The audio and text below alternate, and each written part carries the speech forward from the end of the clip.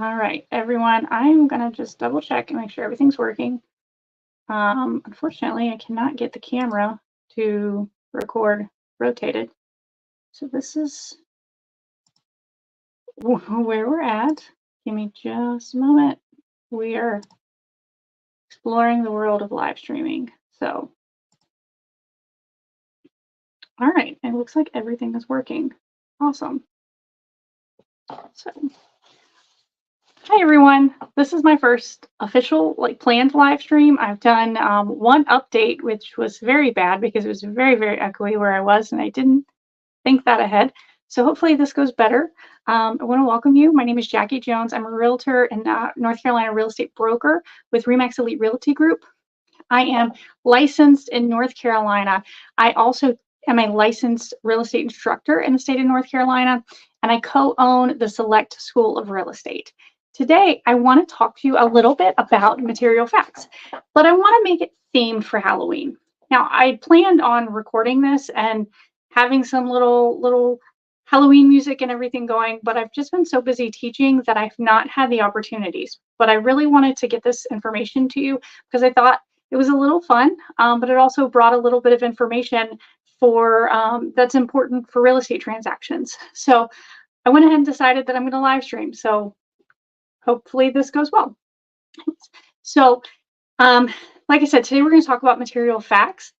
But if you are buying a house or selling a house in Eastern North Carolina and you have more questions about real estate transactions and the market in general, feel free to reach out to me. My information is in the description box. I also have some links that I'm going to add a little bit later that will enable you to schedule an appointment directly with me. We can do it by Zoom. We can do it in person. Whatever works for you, we can get that scheduled. So, like I said, we're going to talk about material facts. And what is a material fact? Well, each state is going to have their own definition of what a material fact is. And today we're going to talk specifically about North Carolina in the definition and what it means for you. But I've got something fun that I'm going to share that's not North Carolina specific. And I'll make sure that I specify that when we get there. So material fact is anything that might be important or would potentially change someone's mind about a property. North Carolina is a caveat emptor state, which means buyer beware. And sellers are not generally required to disclose information aside from the one disclosure that we have called the Residential Property and Owners Association Disclosure Statement.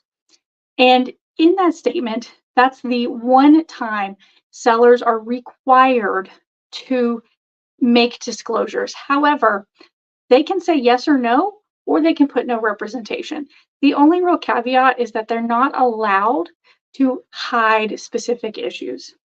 Now, when a real estate broker gets involved, a real estate broker that's licensed in North Carolina, things change a little bit. Sellers are still not required to disclose any of this information, but the broker is. And there's certain things that brokers are required to disclose, and there's certain things that brokers are not required to disclose, and things that they absolutely cannot disclose. The things that they have to disclose to everyone in the transaction.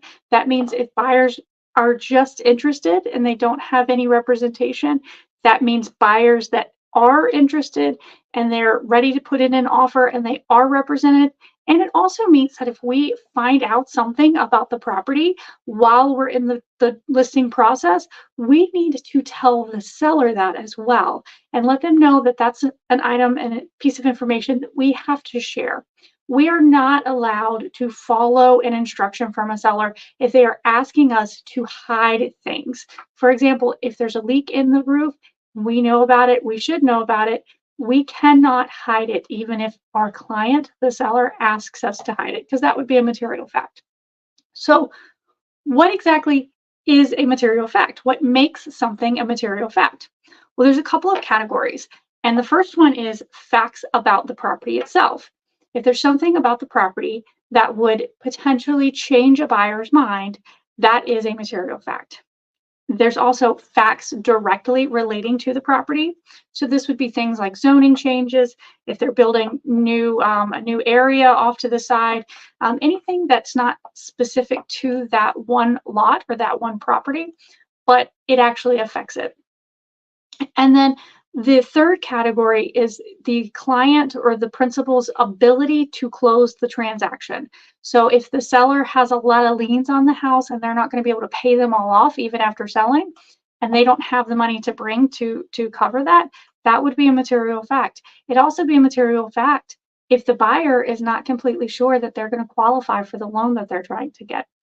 And then what we're going to talk about today is the last category, which is a little special because it opens it up to a lot of different possibilities, and that's things that are deemed of special importance to a party. So, for example, if your buyer is incredibly allergic to dogs, it now becomes a material fact for you to find out and disclose whether or not there have been dogs in the property.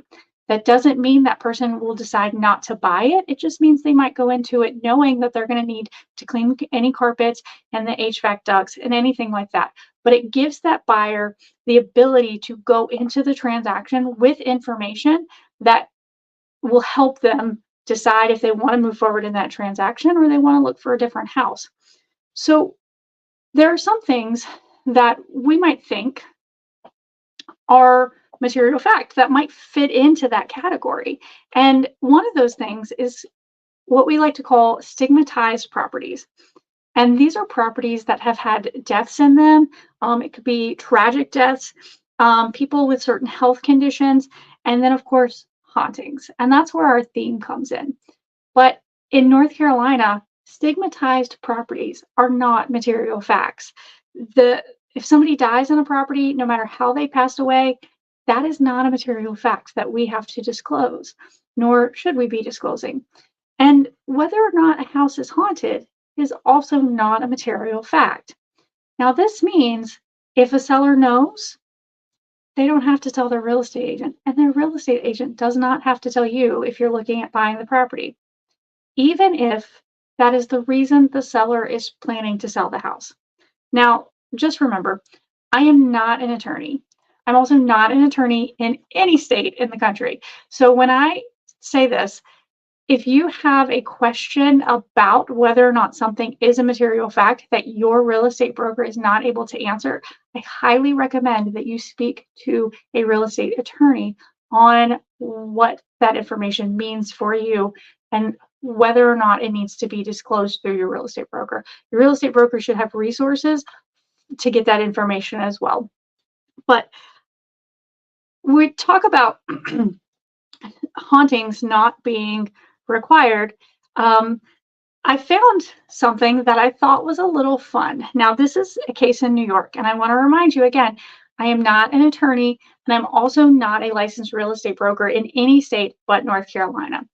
But I do know that New York, at least in 1991, when this lawsuit happened, they had a very similar rule about hauntings and ghosts, the presence of ghosts, not being a material fact. But there was a case that a buyer from out of town was looking at a house that the sellers had made known was haunted. They had an article in the local paper that they talked about the house being haunted. There was even an article in the Reader's Digest talking about the house being haunted. And I don't know if this is true or not, but my impression of the information that I found, it seemed like they were almost proud of it. It was almost like it was an attraction. And again, that's my opinion. That's not fact. That's just kind of what I gleaned from the information and how often they were talking about the house being haunted. So when they decided to sell it, of course, New York does not require, at least at this time, the haunting itself to be disclosed as a material fact. And they might have assumed, because it was common knowledge in the area, meaning it was knowledge that everybody in the area was assumed to know, that potential buyers might already know anyways, and they didn't disclose it. Well, this specific buyer, like I said, was from out of town. And when he found out about the haunting, he demanded his money back. he had put down a very large down payment and paid it up front to the sellers, and he demanded it back.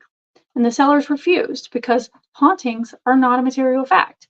So this went to court. It went to court, like I said, in 1991, and it was Stambovsky versus Ackley. Please forgive me if I mispronounced that name. And I thought it was really kind of cool because in this situation, the court decision was not what you would expect. Now, we talked about hauntings not being a material fact and not being a material fact in New York at this time. I do not have updated information on whether it is now or not, but the judge decided that because this was so well known in the area and the sellers had prompted giving this information out in multiple places, that it was a material fact. And because it was such a big issue, he allowed the buyer to back out of the contract and get his money back. And what's funny about it, not funny about the situation, but funny about this particular court case, is that the judge had a lot of fun in his decision and with the things that he wrote. And I want to read some of it to you because every time I read it, I just get a little chuckle. So the judge stated in this case, the plaintiff, which would be the buyer, the potential buyer, to his horror, discovered the house had recently contracted to purchase was widely reputed to be possessed by poltergeist, reportedly seen by defendant seller and members of her family on numerous occasions over the last 9 years. The real estate broker, as agent of the seller, has no duty to disclose to a potential buyer the phantasmal reputation of the premises, and in his pursuit of a legal remedy for fraudulent misrepresentation against the seller, plaintiff hasn't a ghost of a chance. But I am nevertheless moved by the spirit of equity to allow the buyer to seek rescission of the contract of sale and recover his down payment. There was some other things that they said in using some calls to different types of ghosts and different types of hauntings that I thought was kind of funny. But the judge in this case decided to allow this buyer to back out because of how apparent that the seller made the haunting known. And he had a little fun in his decision and called in several different Halloween themes and phantasmal reputations and talked about how the buyer didn't have a ghost of a chance in a case. However, he felt moved by the spirit. And I just thought that was really funny. I thought it was great that this judge could have a little humor in his decision. This was only a small clip of his decision, but I thought it fit into our Halloween theme.